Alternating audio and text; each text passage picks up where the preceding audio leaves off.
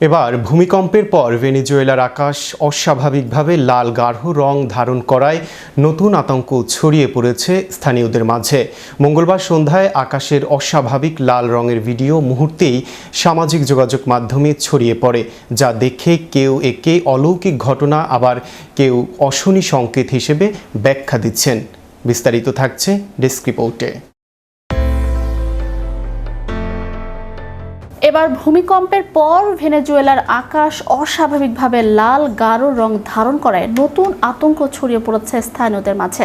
মঙ্গলবার সন্ধ্যায় আকাশের অস্বাভাবিক লাল রঙের ভিডিও মুহূর্তেই সামাজিক যোগাযোগ মাধ্যমে ছড়িয়ে পড়ে, যা দেখে কেউ একে অলৌকিক ঘটনা, আবার কেউ অশনি সংকেত হিসেবে ব্যাখ্যা দিচ্ছেন।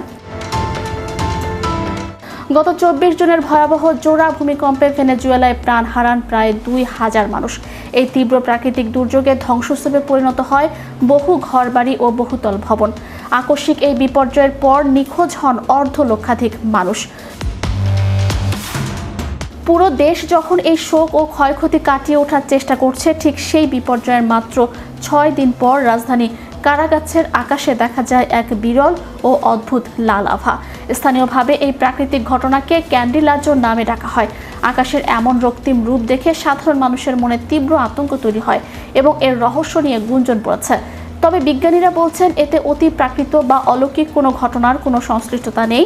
বিশেষজ্ঞদের বৈজ্ঞানিক ব্যাখ্যার মতে, সূর্যাস্তের সময় সূর্যের আলো পৃথিবীর বায়ুমণ্ডলের এক দীর্ঘ পথ অতিক্রম করে আমাদের চোখে পৌঁছায়। এই দীর্ঘ ভ্রমণের সময় নীল ও বেগুনি আলোর মতো ছোট তরঙ্গ দৈর্ঘ্যের আলোগুলো বায়ুমণ্ডলের বিভিন্ন কণার সাথে সংঘর্ষে চারদিকে ছড়িয়ে পড়ে বা বিচ্ছুরিত হয়ে যায়। অন্যদিকে লাল ও কমলা রঙের দীর্ঘ তরঙ্গ দৈর্ঘ্যের আলোগুলো সহজে বাধা পায় না এবং তা আমাদের দৃষ্টিতে অনেক বেশি দৃশ্যমান হয়ে ওঠে। বিজ্ঞানের ভাষায় এই বিশেষ প্রাকৃতিক প্রক্রিয়াকে বলা হয় রেলে স্ক্যাটারিং। এর ফলে নির্দিষ্ট কিছু পরিবেশগত পরিস্থিতিতে সূর্যাস্তের সময় আকাশ স্বাভাবিকের চেয়ে অনেক বেশি গাঢ় লাল রঙের দেখাতে পারে, যা সম্প্রতি ভেনেজুয়েলার আকাশেও স্পষ্ট ঘটেছে।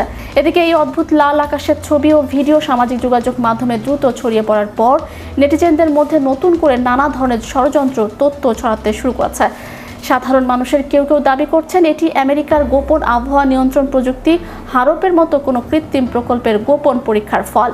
তবে দেশের নামী বিজ্ঞানী ও আবহাওয়াবিদরা সাধারণ মানুষের এসব কাল্পনিক দাবিকে সম্পূর্ণ ভিত্তিহীন ও অবৈজ্ঞানিক বলে উড়িয়ে দিয়েছেন।